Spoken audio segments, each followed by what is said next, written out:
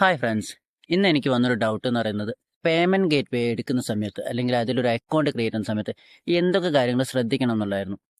മെയിനായിട്ട് ശ്രദ്ധിക്കേണ്ടത് ഒന്ന്, ഈ നമ്മൾ എടുക്കാൻ പോകുന്ന പേയ്മെൻറ്റ് ഗേറ്റ് വേൻ്റെ സെക്യൂരിറ്റിയാണ്. എത്രമാത്രം സെക്യൂരിറ്റി അവർ പ്രൊവൈഡ് ചെയ്യുന്നുണ്ട്.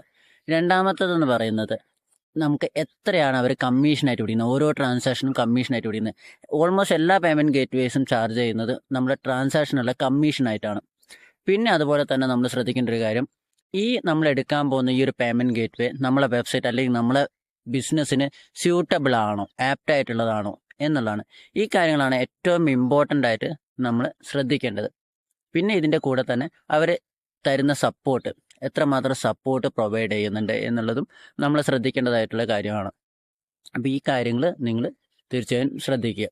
അപ്പോൾ ഇതുപോലുള്ള നല്ല ഇൻഫർമേഷൻസ് കിട്ടാൻ വേണ്ടി ചാനൽ സബ്സ്ക്രൈബ് ചെയ്യുക, വീഡിയോ ഇഷ്ടപ്പെട്ടാൽ ലൈക്ക് ചെയ്യുക, നിങ്ങളുടെ അഭിപ്രായങ്ങൾ കമൻറ്റ് ചെയ്യുക. താങ്ക്